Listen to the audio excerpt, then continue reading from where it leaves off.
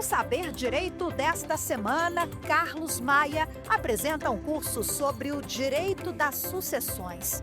O professor introduz o tema e faz dois recortes: a sucessão testamentária e a sucessão legítima. No ar, aula 5.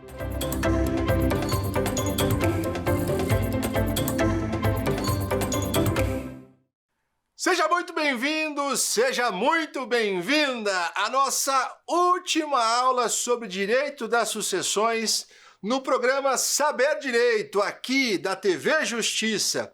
Não se esqueça de baixar o app TV Justiça Mais para acompanhar esta e outras aulas relacionadas a todos os direitos, os ramos do direito, melhor dizendo, difundidos para você com muito carinho e com muito amor.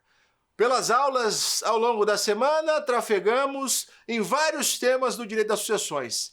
E o nosso objetivo hoje é tratar de sucessão concorrencial, fazendo uma análise pormenorizada do artigo 1829 e seguintes do Código Civil, a fim de tirar uma porção de dúvidas da sua cabeça e, evidentemente, engrandecer o seu estudo.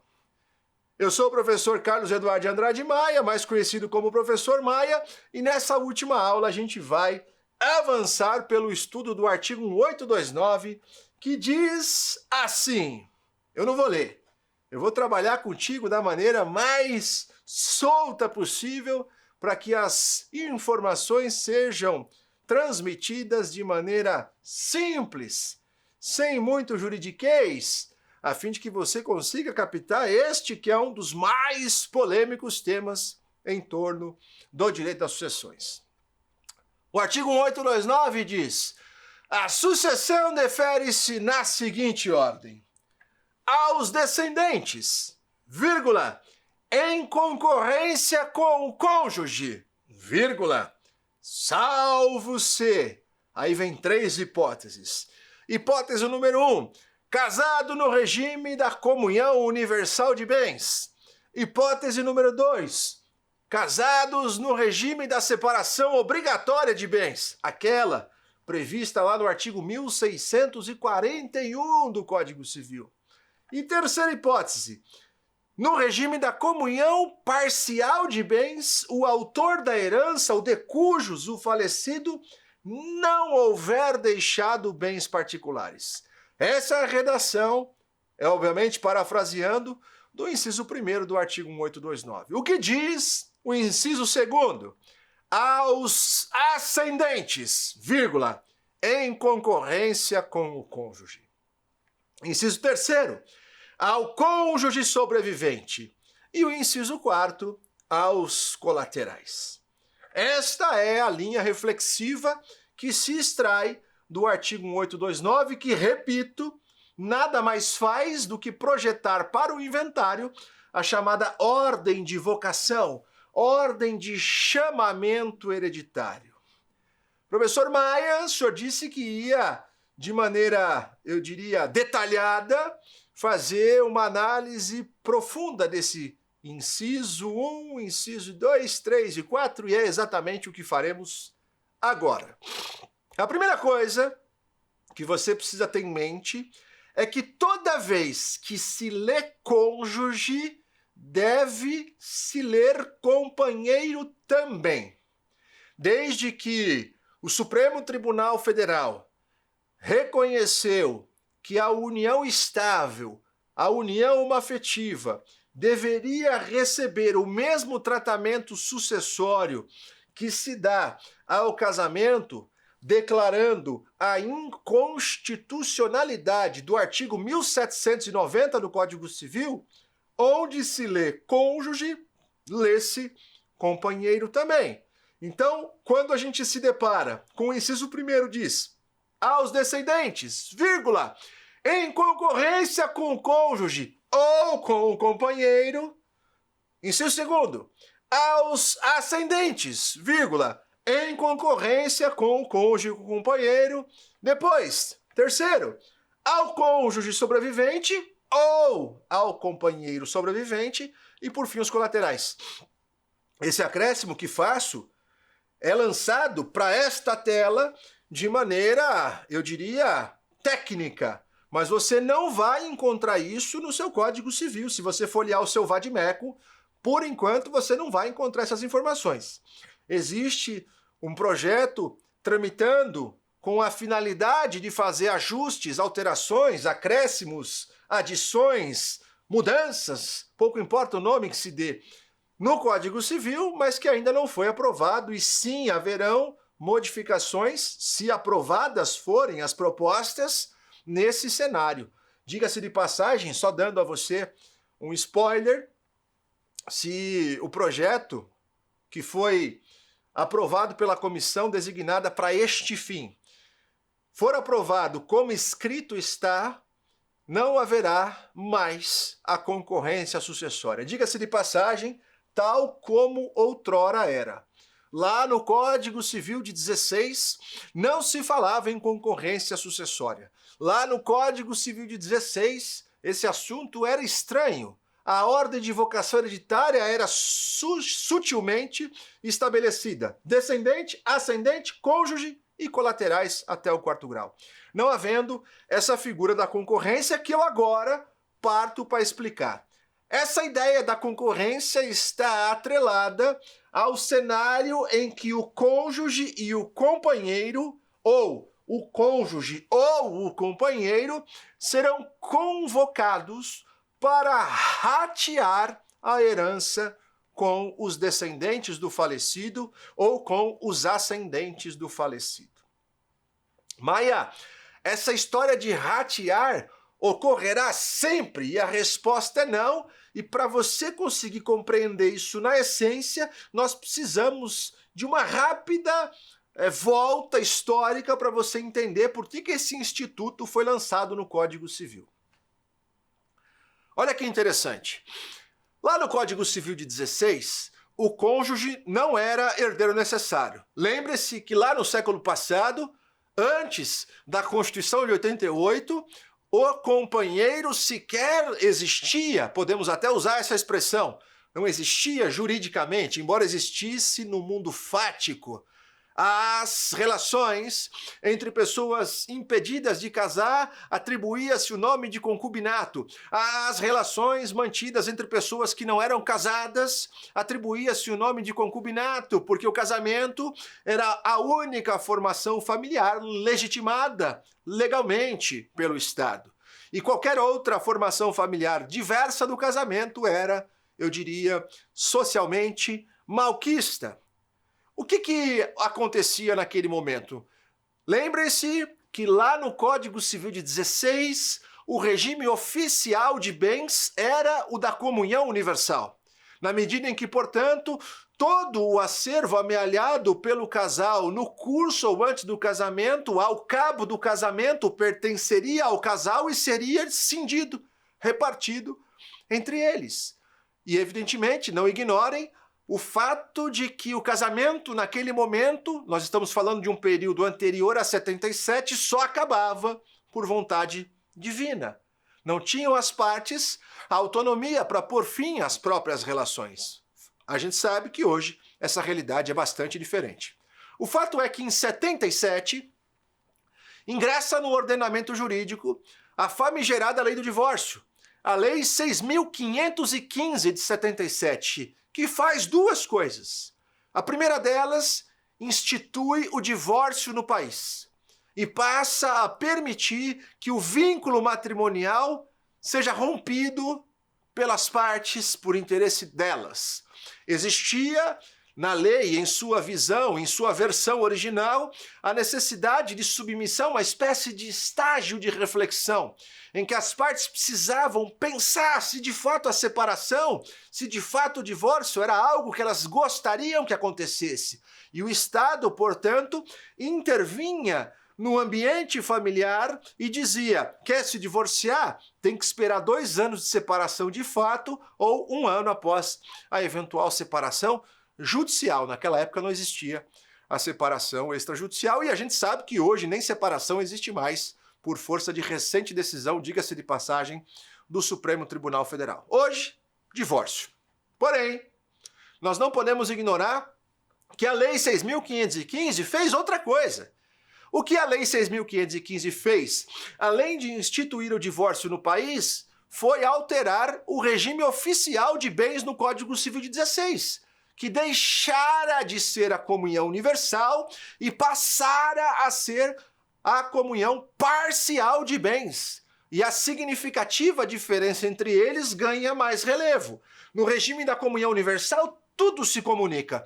No da comunhão parcial, apenas aquilo que for adquirido no curso do casamento e de modo oneroso.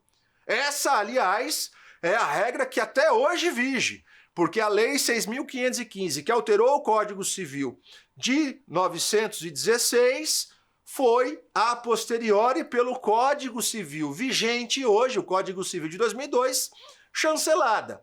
O Código Civil de 2002, noutras palavras, nada mais fez do que ratificar a conjugação da 6.515 com o Código Civil de 16 e implementar, mais uma vez, o regime da comunhão parcial como regime oficial de bens.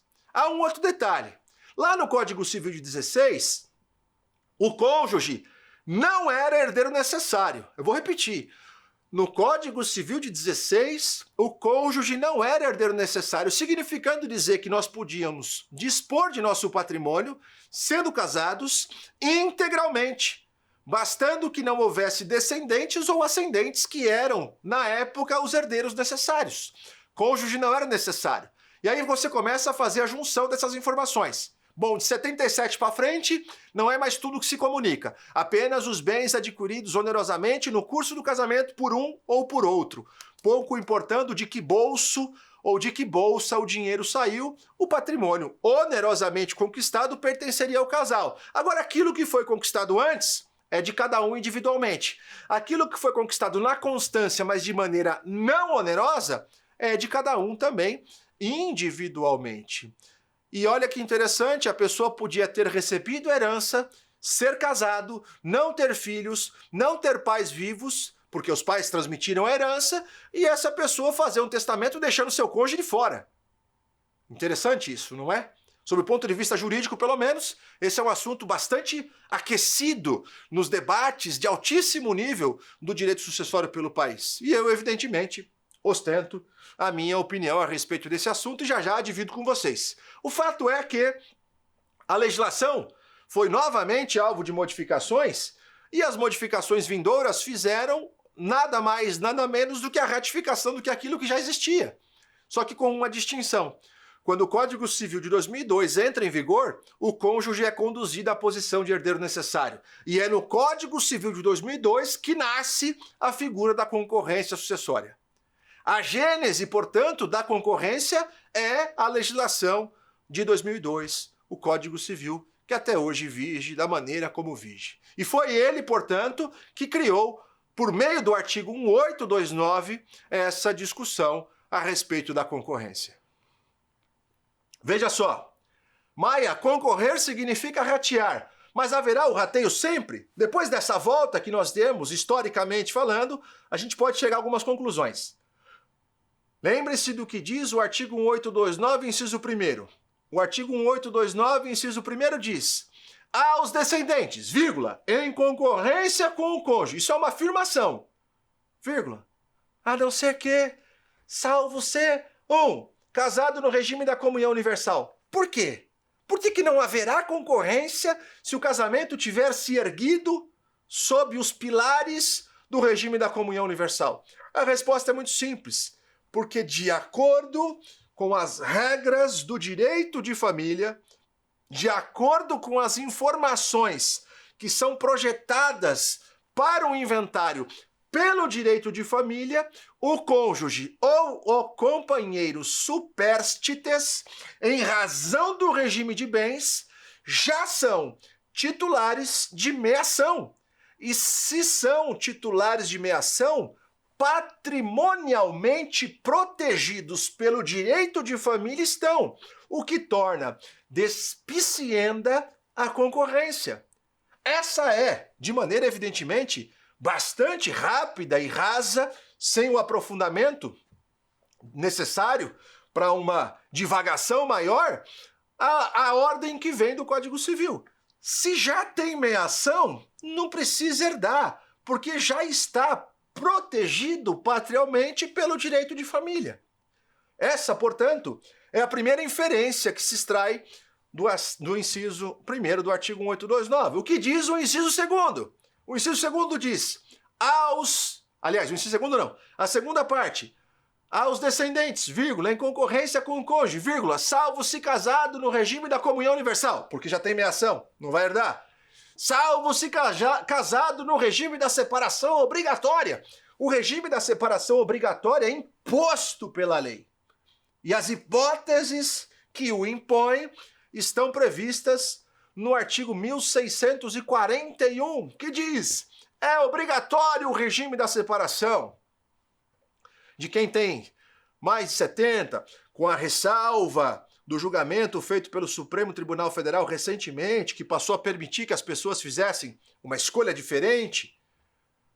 Quando houver a inobservância, essa é a segunda hipótese, das causas suspensivas previstas lá no artigo 1523 do Código Civil, que diz assim, não devem casar. Não é não pode, não devem casar. Não é um mandamento proibitivo, é uma recomendação. Olha, é melhor você não fazer isso. Mas se fizer com inobservância dessas hipóteses, o regime obrigatoriamente será o da separação, que diz, em curtas linhas, o que é meu, o que é seu.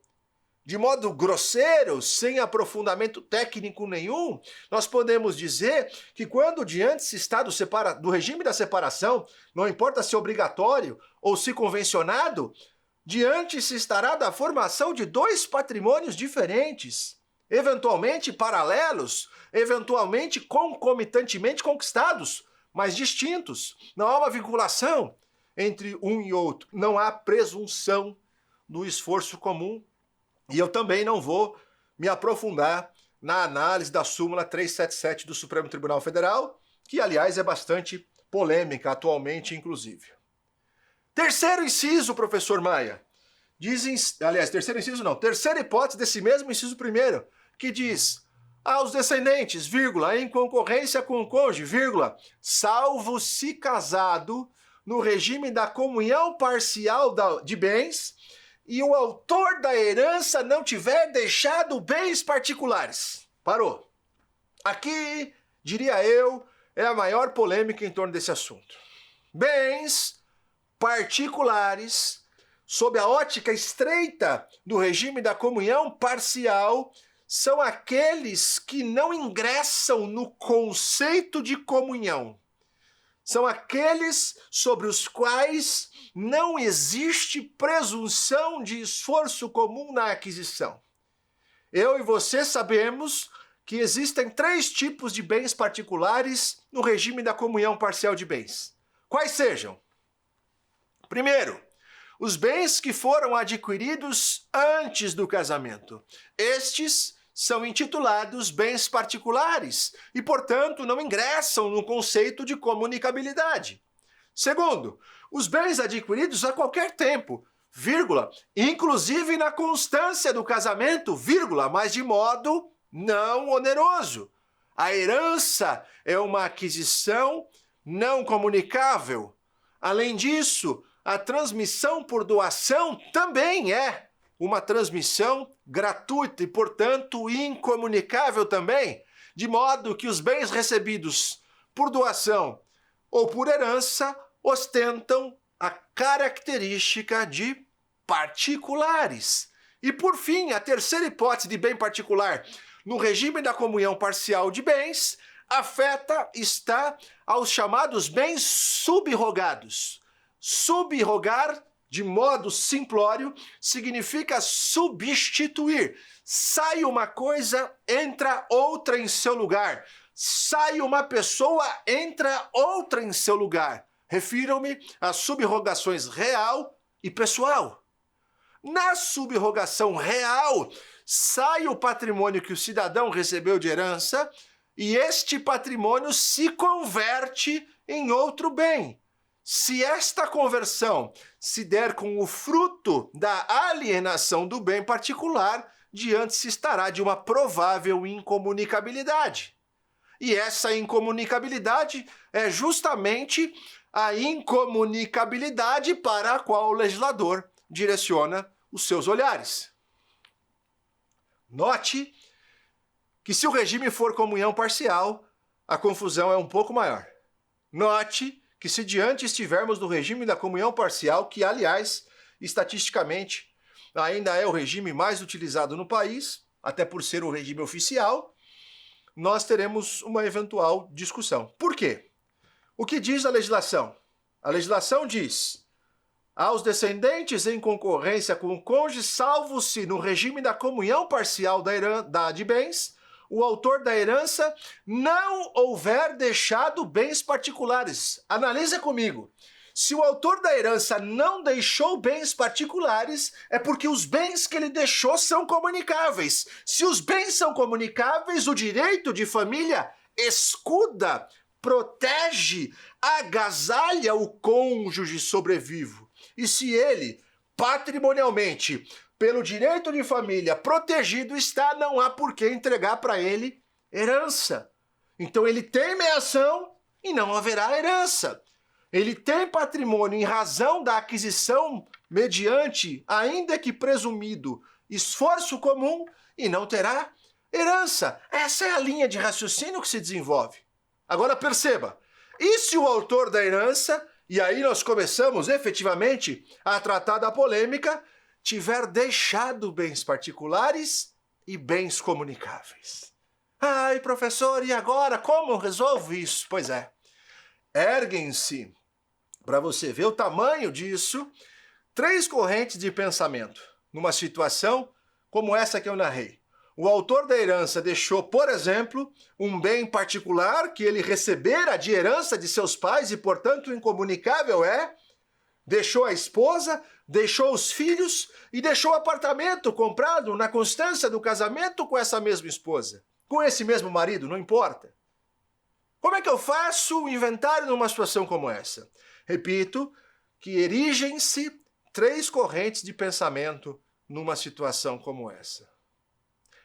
A corrente número 1 diz assim: sobre os bens particulares, o cônjuge não terá meação, porque são bens particulares. Se ele não tem meação, ele terá herança, e essa herança será dividida entre ele e os descendentes do falecido. Sejam esses descendentes do falecido seus descendentes também ou não. E quanto aos bens particulares, professor Maia, segundo essa primeira corrente? Bom, quanto aos bens particulares, há meação.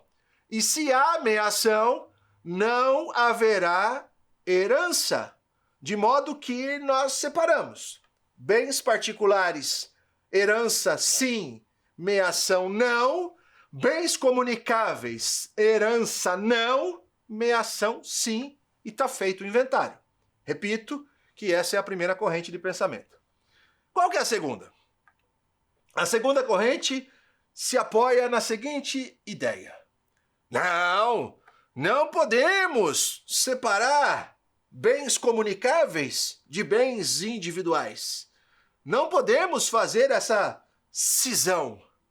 A herança é um todo único e indivisível, de tal modo que a existência de um bem particular faz com que o cônjuge ou companheiros sobreviventes sejam conduzidos à posição de herdeiro do bem particular e, vírgula, concomitantemente, vírgula, às posições de meeiro e de herdeiro também dos bens comunicáveis. Segundo essa linha de pensamento, o fato de existir um bem particular e o fato de eu ser, pela letra fia do 1829, inciso 1º, conduzido à posição de herdeiro desse bem particular, me torna herdeiro de tudo, vírgula, ainda que eu tenha meação. De tal modo que no que toca aos bens comunicáveis, eu cumulo as posições de herdeiro e de meeiro. A terceira corrente é um pouquinho diferente das duas anteriores. De acordo com essa linha de pensamento, não é nada disso que deve acontecer. Sob a ótica dessa terceira inferência doutrinária, inferência jurisprudencial, o raciocínio é outro. O alicerce sobre o qual essa corrente de pensamento se ergue é o seguinte: não. Quem se casa em comunhão parcial de bens não deseja, em nenhuma hipótese, comunicar bens particulares. Abro aspas, abro parênteses, como se todo mundo que se casasse em comunhão parcial soubesse o que é bem particular. Faz uma enquete, pergunta para os teus amigos, vizinhos, as pessoas mais próximas, qual é o regime de bens em que elas casaram e o que diz o regime de bens que foi eleito por elas. Fecha. Depois você me diz o que aconteceu pelo Instagram. Vamos para uma segunda reflexão extraída dessa mesma corrente. Por outro lado, como quem se casa em comunhão parcial não deseja, sob nenhum pretexto e em nenhuma hipótese, comunicar bens particulares, quem se casa nesse regime deseja comunicar os bens comunicáveis, ainda que por presunção, da mais ampla forma possível. E essa mais ampla forma possível envolve as regras do direito de família e as regras do direito sucessório. Significando dizer, portanto, que de acordo com essa linha, nos casos em que existam bens particulares e bens comunicáveis, os bens particulares serão direcionados apenas para os descendentes, sem concorrência, ao passo que os bens comunicáveis serão alvo tanto de meação quanto de herança. Aí a pergunta que você me faz é: tá, professor, qual é a corrente que prepondera? Eu diria a você que durante muito tempo esse assunto foi mais polêmico do que é hoje. Mas a posição que prepondera hoje, que é a mais forte, eu diria, mais utilizada, é a primeira, que separa bem particular, entrega a herança e não tem meação, dos bens comunicáveis, sobre os quais há apenas a meação e não haverá herança para o cônjuge sobrevivente. Essa, repito, é a linha de raciocínio que prepondera. A gente tem pouco tempo para falar desse assunto, evidentemente o tema é bastante polêmico e exigiria um aprofundamento maior, mas a gente não consegue fazer isso aqui. Então eu sugiro a você que faça a leitura de decisões, inclusive do STJ, a fim de alcançar, e eu vou citar aqui um recurso especial proveniente da ministra, da ilustre ministra Lancy Andrighi, que é o recurso especial número 1.117.563 de São Paulo. Ele foi publicado há muito tempo, em 2010, mas ele carrega uma leva importante de conteúdo que vai fazer com que você alcance essas conclusões junto comigo. Tem mais um RESP aqui, esse é um pouco mais novo, da lavra do ministro Sidney Bennett, é o recurso especial número 1.368.123, também do STJ, em que esse assunto também é tratado e você pode dele tirar proveito para avolumar ou aumentar o seu conhecimento a respeito desse assunto. Legal! Essas são todas as polêmicas que gravitam em torno desse inciso 1º do artigo 1829, que está umbilicalmente ligado com o artigo, ou melhor, com os artigos, eu tenho uma tabelinha aqui, com os artigos 1832, 1833 e 1834 e 1835. 32, 33, 34 e 35.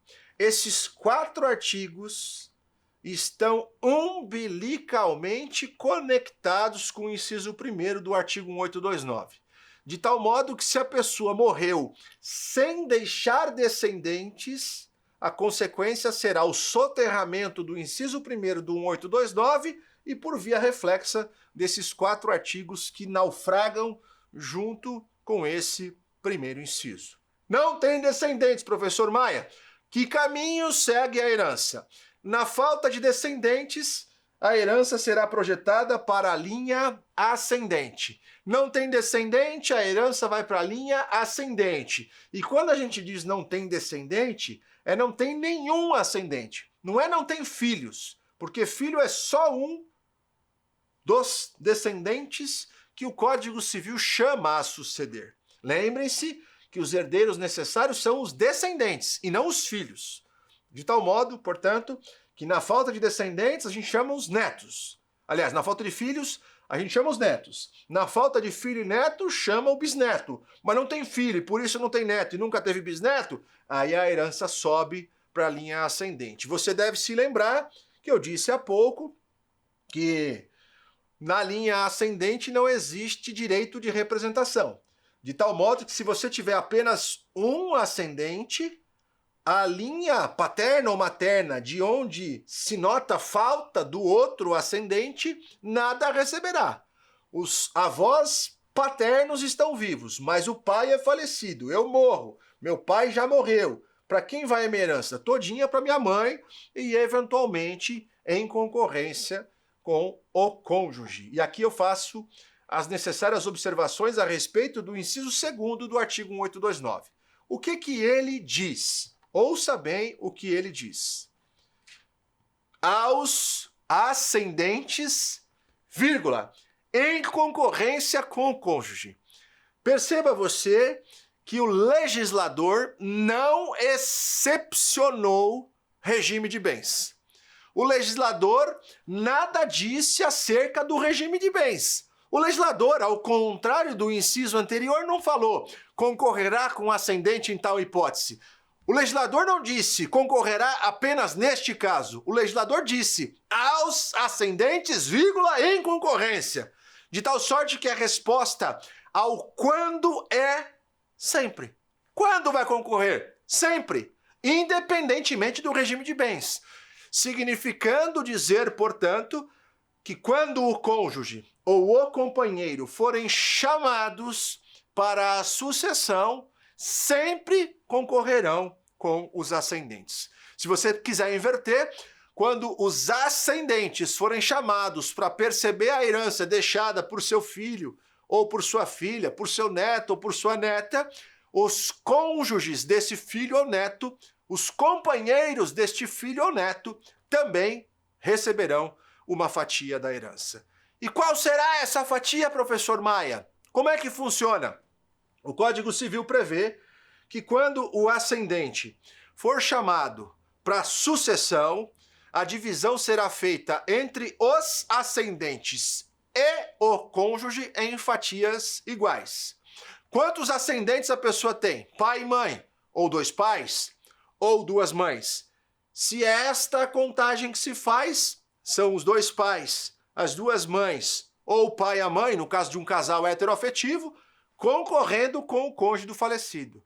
E esta concorrência provocará uma divisão em fatias iguais, ou seja, cada um receberá 1/3 da herança.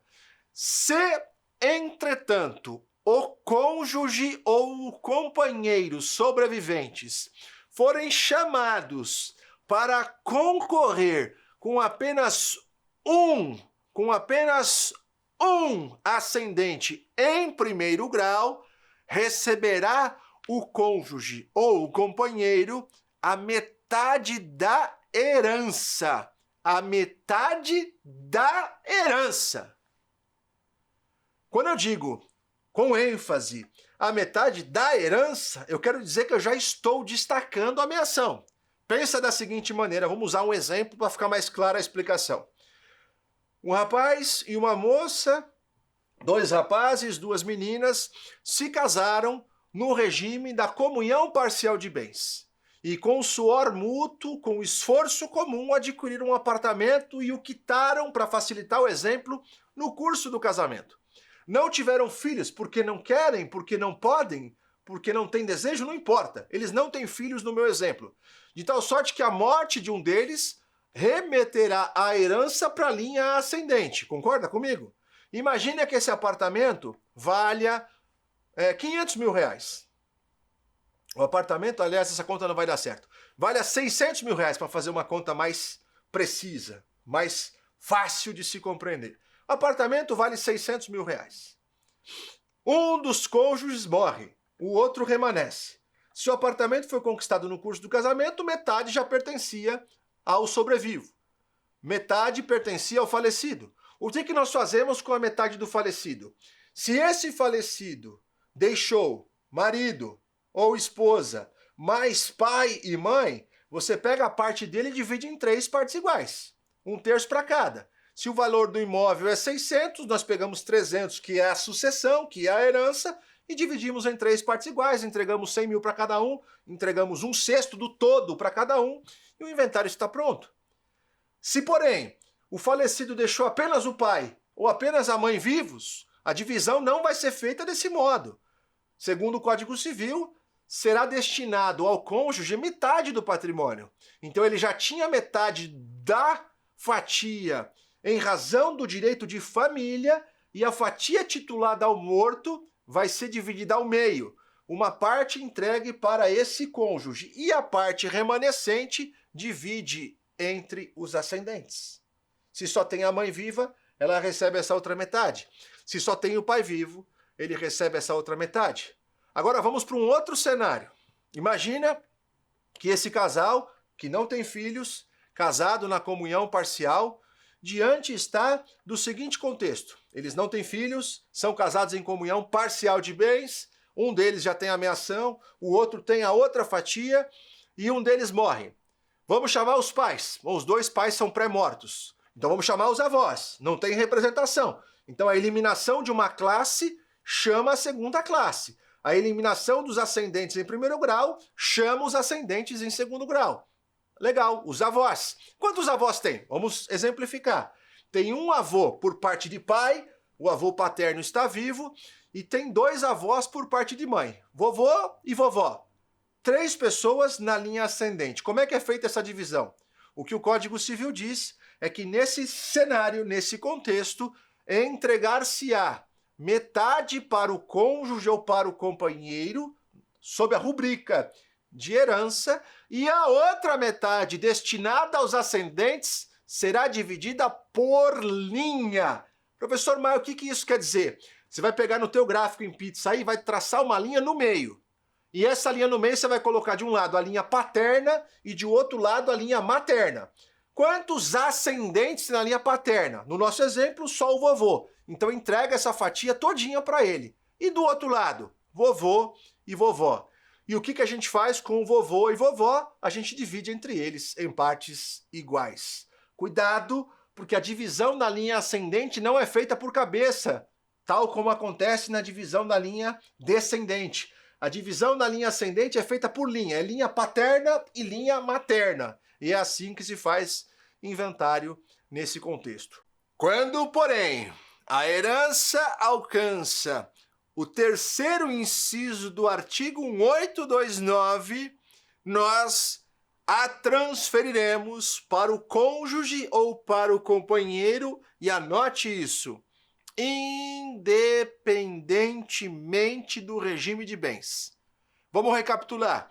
Se a transmissão é feita para a linha descendente em concorrência com o cônjuge, a análise do regime de bens vai importar, tanto para definir se haverá ou herança ou não, quanto para definir qual vai ser a fatia que o cônjuge vai receber, que o companheiro vai receber.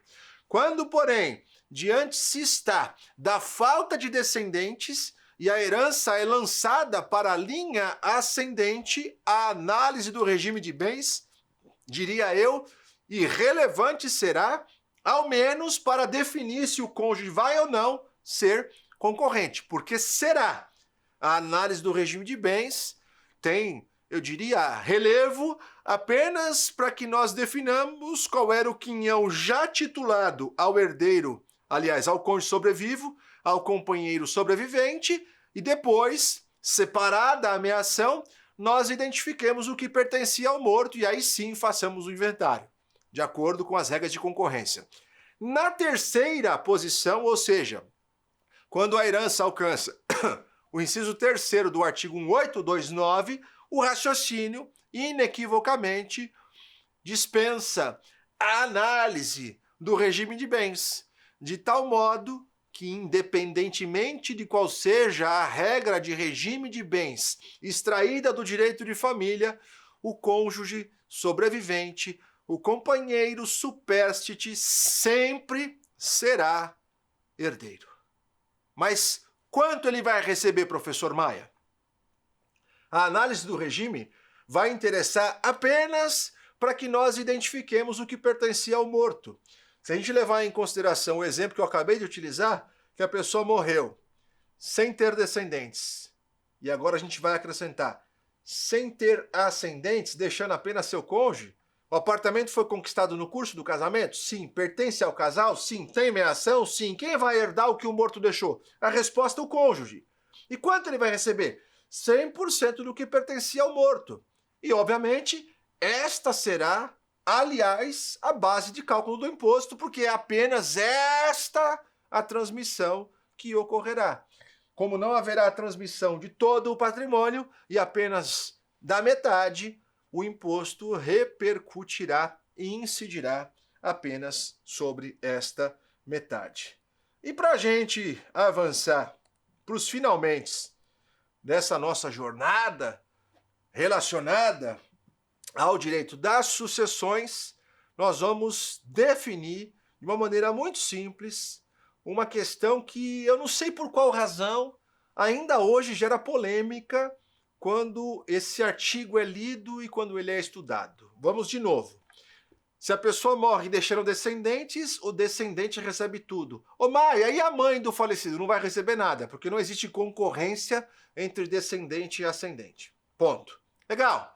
Mas e se a pessoa morre e não deixa descendentes? Para onde vai a herança? Para a linha ascendente, em concorrência com o cônjuge sempre, independentemente do regime de bens.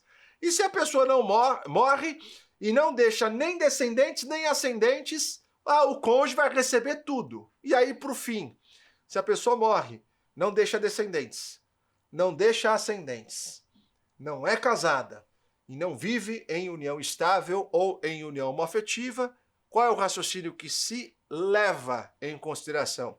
A resposta, os colaterais, até o 4º grau, herdeiros legítimos que são, embora não sejam necessários, são convocados para aceitar a herança.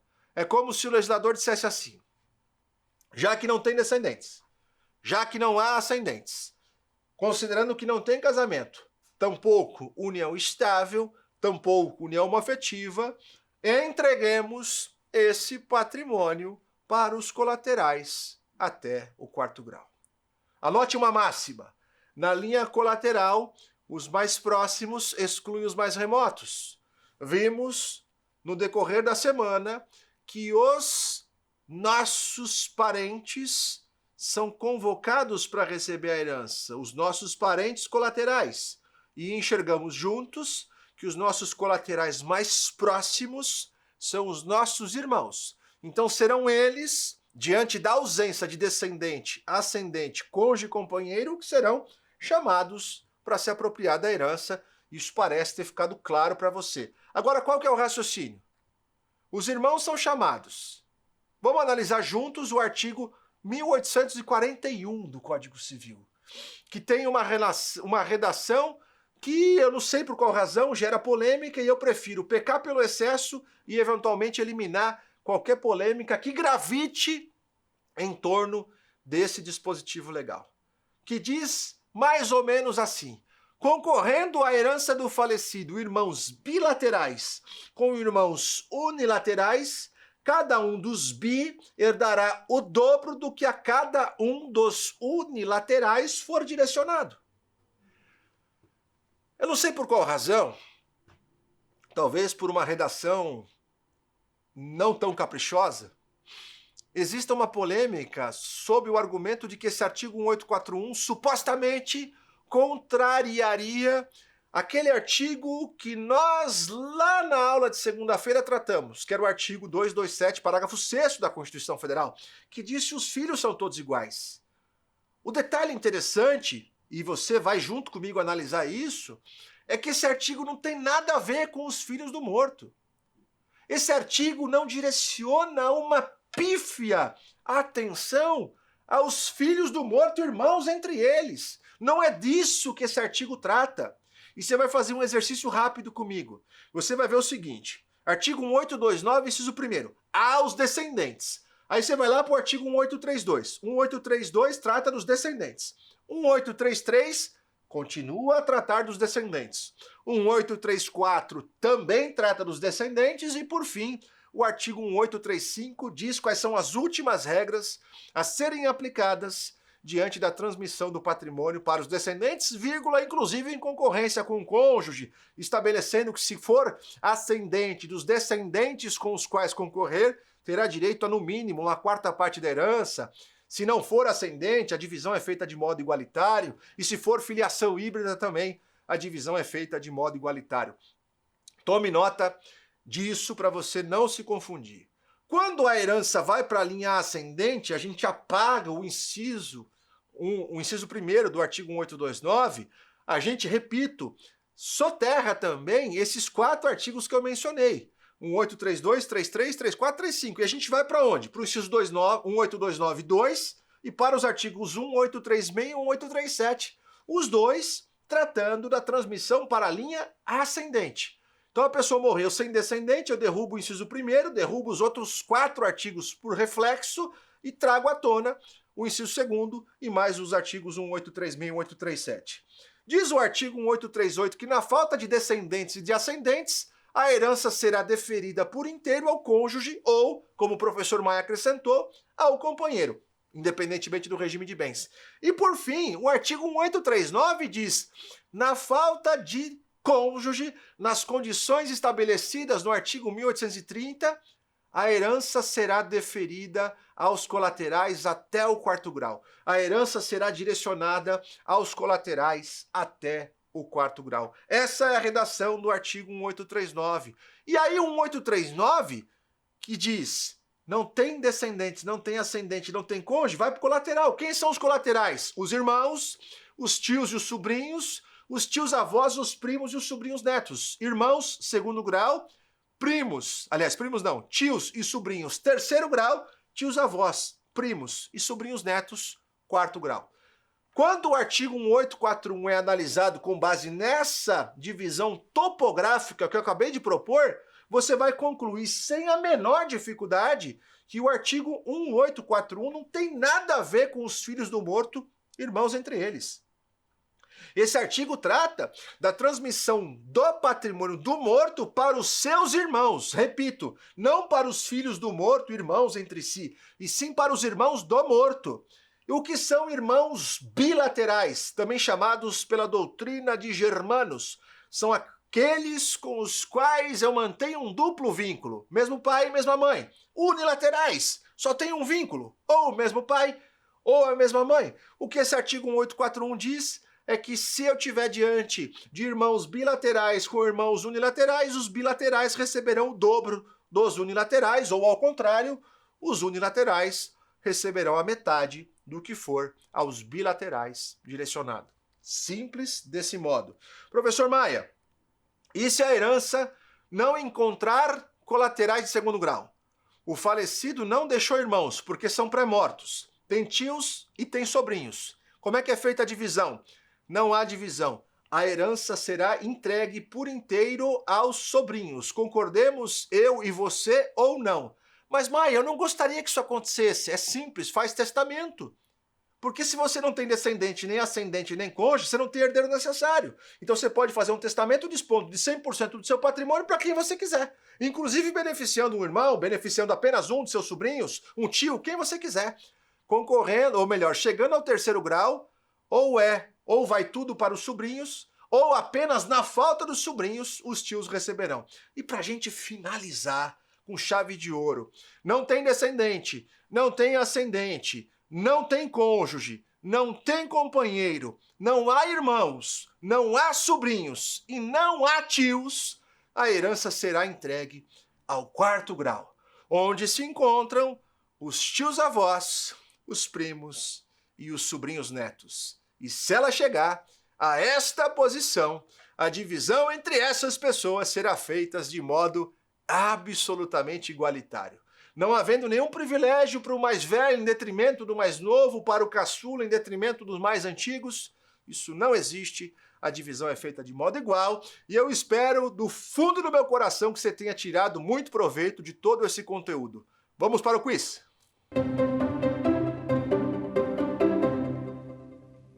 Sobre a sucessão em favor do cônjuge e do companheiro, marque a opção correta. Letra A. Cônjuge e companheiros submissos ao regime da separação obrigatória jamais serão herdeiros. Letra B. Independentemente do regime, na falta de descendentes e ascendentes, o cônjuge ou o companheiro herdarão toda a herança. Letra C. O companheiro e o cônjuge não concorrerão com os ascendentes quando o regime de bens for o da comunhão universal. E letra D. O cônjuge ou o companheiro jamais concorrerão com os descendentes. A alternativa certa é a letra B. Independentemente do regime, na falta de descendentes e ascendentes, o cônjuge ou o companheiro herdarão toda a herança. Essa linha reflexiva foi tratada com você há poucos instantes, supondo eu que você tenha acertado essa alternativa. Lembre-se que a ordem de vocação hereditária traz à tona uma ideia de exclusão, de tal sorte, portanto, que se eu tenho descendentes, o ascendente não recebe nada. Se eu tenho descendentes, aliás, se eu não tenho descendentes, mas tenho ascendente, o cônjuge só recebe em concorrência. E se eu não tenho nem descendentes, nem ascendentes, o cônjuge receberá a herança por inteiro, independentemente do regime de bens, separando-se apenas a meação para evitar a incidência da carga tributária.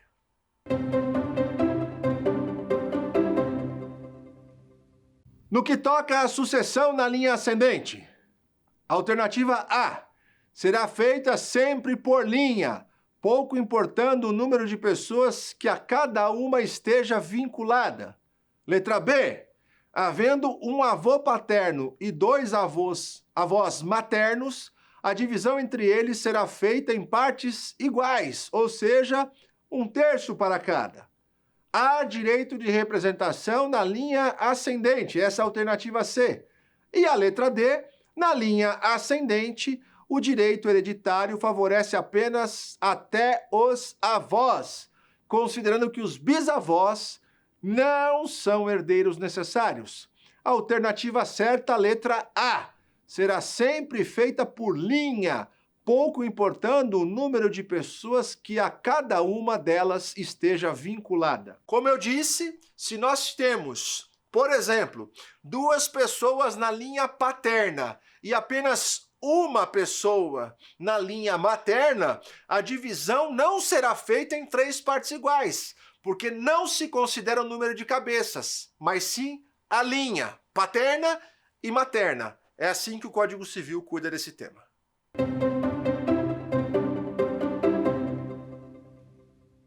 Quanto à sucessão concorrencial na linha descendente, aponte a opção correta. No regime da comunhão universal, o cônjuge e o companheiro sobrevivos serão herdeiro e meeiro. Letra B. Quando o cônjuge ou o companheiro concorrer com os filhos do morto que também sejam seus, receberá em partes iguais, respeitando-se o quinhão mínimo de 1/4.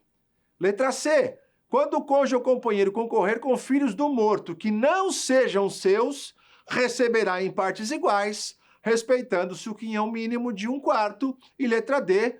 Cônjuge e companheiros submissos à comunhão parcial não concorrerão com os descendentes nos bens particulares. A alternativa certa, letra B, quando o cônjuge ou companheiro concorrer com os filhos do morto, que também sejam seus, receberá em partes iguais, respeitando-se o quinhão mínimo de 1/4.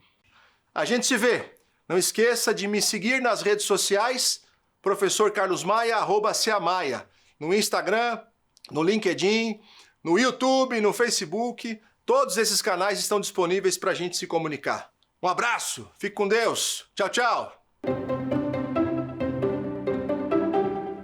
Quer dar alguma sugestão de tema para os cursos do Saber Direito? Então mande um e-mail para a gente, saberdireito@stf.jus.br. Você também pode estudar pela internet. Acesse o nosso site radioetvjustiça.jus.br ou pode rever as aulas no canal do YouTube, @Rádio e TV Justiça.